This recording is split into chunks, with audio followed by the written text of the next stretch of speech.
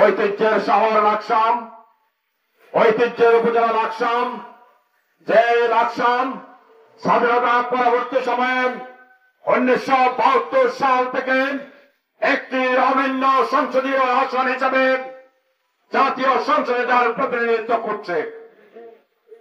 আমরা দেখলাম কোন বিনা বাতাসে একটি নদীর পানি নামে না, আমরা শুনেছিলাম কোন প্রতিবাদ নেই, কারো কোনো আবেদন নেই, কারো কোনো সমস্যা নেই, কারো কোনো দরখাস্ত নেই। হঠাৎ করে নির্বাচন কমিশনার লাকসাম এবং মনোহরগঞ্জকে পৃথক করে কুমিল্লা নয় সংসদীয় আসনকে 2 ভাগ করে দিয়েছে। আমরা এই অবৈধ সিদ্ধান্ত মানি না। বলে দিতে চাই, এই লাকসামকে এবং মনোহরগঞ্জকে দ্বিখণ্ড করার জন্য এই কমিশনারের কাছে কেউ আবেদন করছে? এই কমিশনারের কাছে কেউ আবেদন করে নাই, এই কমিশনারের কাছে কেউ আপত্তি করে নাই।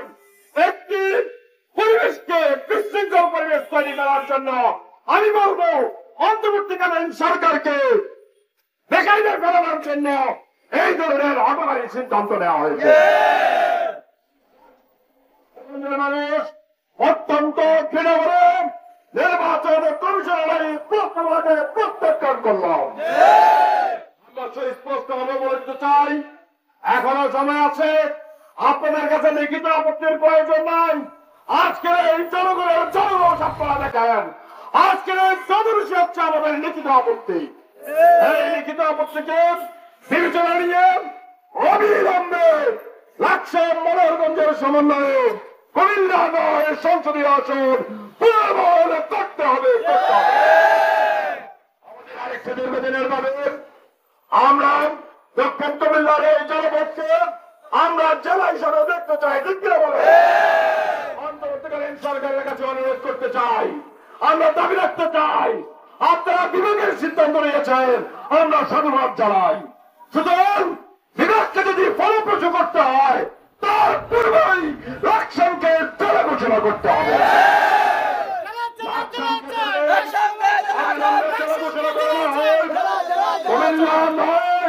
সংসদীয় সংসদের পুনর্বহাল করা হয়, ইনশাআল্লাহ লাকসাম মনোহরগঞ্জের মানুষ কিভাবে দাবি আদায় করতে হয় সেই পদ্ধতি আমরা জানি। আমরা আইন নিচে হাতে তুলে নিতে চাই না, আমরা আন্দোলন সংগ্রাম করতে চাই না। আমরা নির্বাচন কমিশনের কাছে, অন্তর্বর্তীকালীন সরকারের কাছে আমাদের এই মনোভাব সাংবাদিক সমাজের মাধ্যমে, প্রশাসনের মাধ্যমে আমরা পৌঁছে দিতে চাই। আমরা চাই অবিলম্বে সিদ্ধান্ত বাতিল হবে, প্রস্তাবনা বাতিল হবে।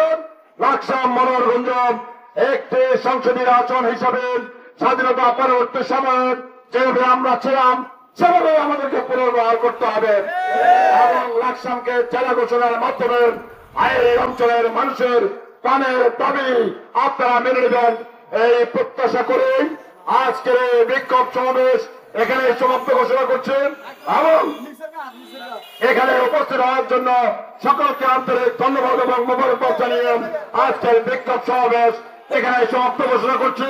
ধন্যবাদ সবাইকে। আবার দেখা হবে ইনশাআল্লাহ বড় কোনো কর্মসূচিতে ইনশাআল্লাহ।